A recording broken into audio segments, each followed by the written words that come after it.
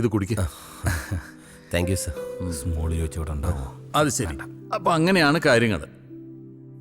അയാൾക്കൊരു 20 ലക്ഷം രൂപ കൊടുക്കണം, അത്രയല്ലേ ഉള്ളൂ? അതെ, പക്ഷേ എന്താ ചെയ്യേണ്ടതെന്ന് എനിക്കൊരു പിടിയില്ല. അയാൾക്ക് കൊടുക്കാനുള്ള 20 ലക്ഷം രൂപ ഞാൻ തരാം. ഞാൻ പറഞ്ഞില്ലേ ഡോക്ടർ നല്ല സ്നേഹമുള്ള ആളാണെന്ന്. അതാ നീ എപ്പോ പറഞ്ഞു? ഇപ്പൊ പറഞ്ഞില്ല, അത് തന്നെ ധാരാളം മതി. Yes, I can help you. പക്ഷേ അതിന് പകരമായിട്ട് സുധി എനിക്കൊരു സഹായം ചെയ്യണം. എന്ത് സഹായം? പറയാം. ഞാനിപ്പോ ഒരു പരീക്ഷണത്തില. അതായത് ഈ സ്ത്രീകൾ ഗർഭം ധരിക്കുന്നത് പോലെ തന്നെ വേണമെങ്കിൽ പുരുഷന്മാർക്കും ഗർഭം ധരിക്കാം. Yes, I can prove it. മമ്മൂട്ടിക്ക് ഒരു ഡോക്ടറുടെ കാര്യം പറഞ്ഞില്ലേ, അതിങ്ങാരാ പേടിക്കേണ്ട, അയ്യാക്കും ഭ്രാന്താം. പക്ഷേ ഈ പരീക്ഷണം വിജയിക്കണമെങ്കിൽ നല്ല കഴിവും ആരോഗ്യവും സൗന്ദര്യമൊക്കെ ഉള്ളൊരു ചെറുപ്പക്കാരൻ വേണം. അത് വേണം. ഗർഭത്തിനല്ലേ? ഞാൻ പലരെയും പരീക്ഷിച്ചു നോക്കി, ആരും അങ്ങോട്ട് ശരിയാവുന്നില്ല. അതങ്ങനെ ശരിയാവില്ല അല്ലേ? പ്രത്യേകിച്ച് ഈ ഗർഭം ധരിക്കുന്ന കാര്യമായതുകൊണ്ട്. അതെ, എന്റെ അഭിപ്രായത്തിൽ സുധി കറക്റ്റ് ആയിരിക്കും. സുധി കറക്റ്റ്. സുധി ഏത് സുധി? ഈ സുധി. ഞാനോ? അയ്യോ, എന്നെ കൊണ്ടൊന്നും കഴിയില്ല സർ. അതെന്താ? ഒന്നാമത് ഞാൻ സാധാരണക്കാരൻ മാത്രമല്ല, എന്റെ വീട്ടിൽ പോലും ആരും ഗർഭം ധരിച്ചിട്ടില്ല. എന്റെ സുധി, ഈ ഭൂമിയിൽ ഓരോരുത്തരും പിറന്നു വീഴുന്നത് ഓരോ നിയോഗത്തോടെയാണ്. ഇപ്പൊ തന്നെ എനിക്ക് ഒരുപാട് നിയോഗങ്ങളുണ്ട് സർ. നീ ഞാൻ പറയുന്നത് കേൾക്ക്. നീ ഈ പരീക്ഷണത്തിന് തയ്യാറായാൽ അത് ഞാനും നീയും ഈ ലോകത്തിന് കൊടുക്കുന്ന ഏറ്റവും വലിയ ഗിഫ്റ്റ് ആയിരിക്കും. ഡോക്ടർ പറയുന്നത് എനിക്ക് ഉൾക്കൊള്ളാനാവുന്നില്ല. സുധി, ഈ പരീക്ഷണത്തിന് വേണ്ടി തെരഞ്ഞു നടന്ന എനിക്ക് മറ്റൊരാളെ കിട്ടും. പക്ഷേ സുധിയാവുമ്പോൾ ഏറ്റെടുക്കുന്ന ജോലി ആത്മാർത്ഥതയോടുകൂടി പൂർത്തിയാക്കുമെന്ന് എനിക്ക് നല്ല ഉറപ്പുണ്ട്. ഇപ്പൊ തരുന്ന 20 ലക്ഷം രൂപ കൂടാതെ പരീക്ഷണം പൂർത്തിയാകുമ്പോൾ ഒരു 10 ലക്ഷം രൂപയും കൂടെ തരാം. ഇല്ല ഡോക്ടർ, അതൊന്നും ശരിയാവില്ല. എടുത്തു ചാടി ഒരു നോ പറയണ്ട, നല്ലതുപോലെ ആലോചിക്കുക. ശരി സാർ. അങ്ങോട്ട് ബാത്റൂമാ, ഇതാ വഴി. പെട്ടെന്ന് തന്നെ അറിയിക്കാം സാർ. ശരി, നീ വന്നേ.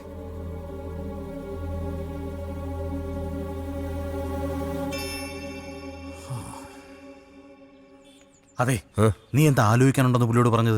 ഒന്നും ആലോചിക്കാനില്ല, നിനക്ക് സമ്മതമാണ്, നീ ഒന്ന് പറ. നീ ഒന്ന് പോയേ.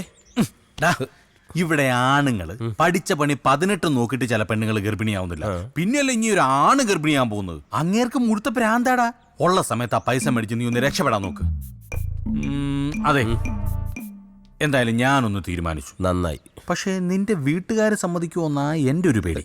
എടാ, നീ ഗർഭം ധരിക്കുന്നതിന് എന്റെ വീട്ടുകാരുടെ സമ്മതം എന്തിനാ? ഞാനല്ല, നീയാണ് ഗർഭം ധരിക്കാൻ പോകുന്നത്. നിനക്ക് അത്രയ്ക്ക് ദണ്ണുണ്ടെങ്കിൽ നീ പോയി ഗർഭിണിയാവിടെ. അതിന് അയാൾക്ക് എന്നെ വേണ്ടല്ലോ, നിന്നെയല്ലേ വേണ്ടത്. എടാ ഒന്ന് സമ്മതിക്കണം, നല്ല രസമായിരിക്കണം. വയറൊക്കെ ഉരുപ്പിച്ചിങ്ങനെ. സുധി, ഇങ്ങനെ എങ്ങനെയായിരിക്കും ഒരു പുരുഷനെ ഗർഭം ധരിപ്പിക്കുന്നത്? ഇനി ഡോക്ടർ തന്നെ ചിലപ്പോ. അയ്യോ, അങ്ങനൊന്നും ആയിരിക്കില്ല. അയ്യോ,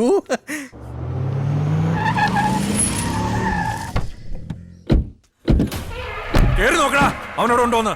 ആരാ? എന്താ? സുധി എവിടെടാ? ഇവിടെ ഇല്ല. ആരൊക്കെ നിങ്ങള്? കേറി നോക്കടാ.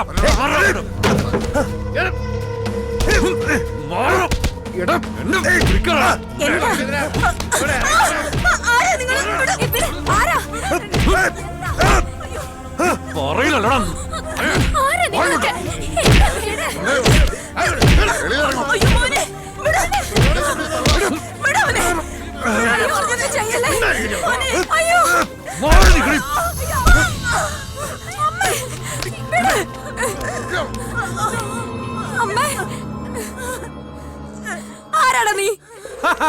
അത് കൊള്ളാം, ബെസ്റ്റ് ചോദ്യം.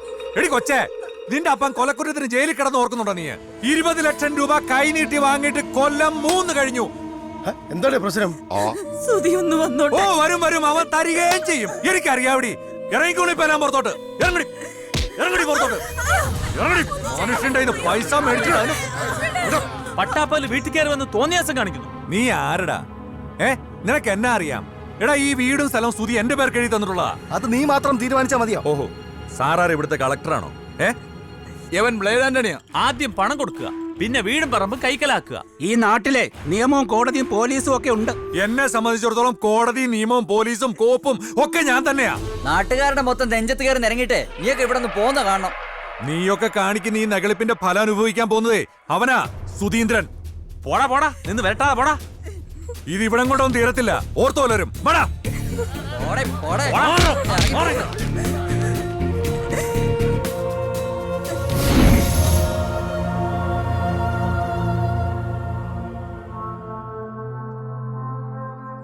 അവന്മാരുടെ വരവ് കണ്ടപ്പോൾ ഞാൻ കരുതി മറ്റേ പാർട്ടിക്കാർ എനിക്കെതിരെ കൊടുത്ത കൊട്ടേഷൻ ആയിരിക്കുമെന്ന്. നമുക്ക് പോലീസ് സ്റ്റേഷനിൽ ഒരു പരാതി കൊടുത്താലോ അളിയാ? അതുകൊണ്ട് എന്ത് പ്രയോജനം?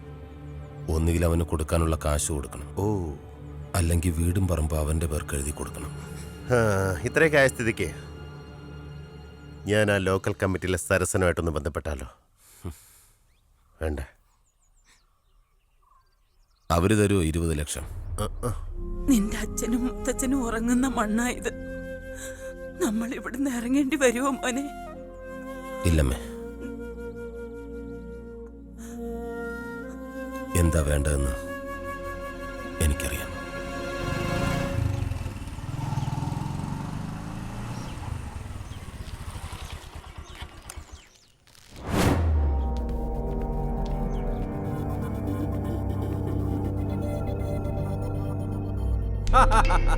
തേടിയ വള്ളി കാലു ചുറ്റി എന്ന് പറയുന്ന പോലെ നീ എന്റെ മുന്നിൽ തന്നെ ഇങ്ങ് വന്നല്ലോടാ.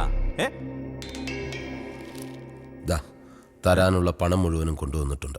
ആധാരവും മറ്റ് ഡോക്യുമെന്റ്സും തിരികെ തന്നേക്ക്. എന്നടാ, നിനക്ക് ലോട്ടറി അടിച്ചോ? അപ്പം തിന്നാ പോരെ, കുഴിയാണോ അണിച്ചായ? ഡോക്യുമെന്റ്സ് തിരിച്ചു ഓ കൊടുക്കും. എടാ ഭദ്ര, അതിങ്ങെടുത്തു വന്നു. ദാ, എണ്ണി നോക്കടാ. ആ ദാ.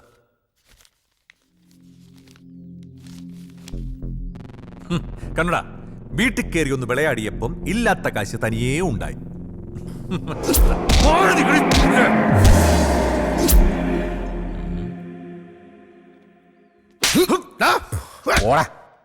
ഇതെന്റെ അമ്മയെ തല്ലിയതിന്.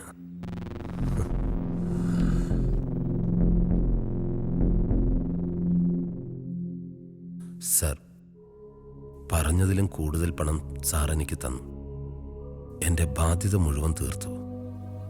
ഈ കട ഞാൻ എങ്ങനെ വീട്ടും സാർ? എന്താ സുധി ഇത്? തൻ്റെ ഒരു ആവശ്യം കണ്ടറിഞ്ഞ് ഞാൻ സഹായിച്ചു. പകരം എൻ്റെ പരീക്ഷണത്തിന് താൻ എന്നെയും സഹായിക്കുന്നു. അത്രയല്ലേ ഉള്ളൂ. അല്ല ഡോക്ടറെ, എനിക്കൊരു സംശയം.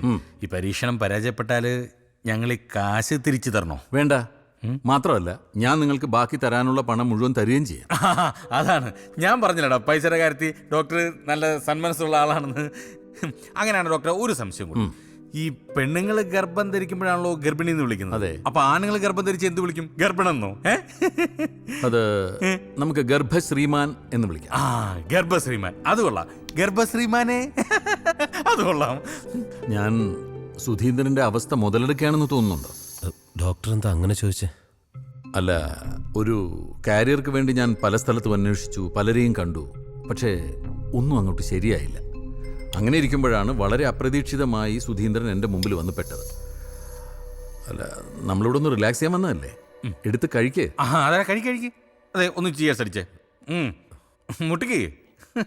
ചിയേഴ്സ്. ചിയേഴ്സ്.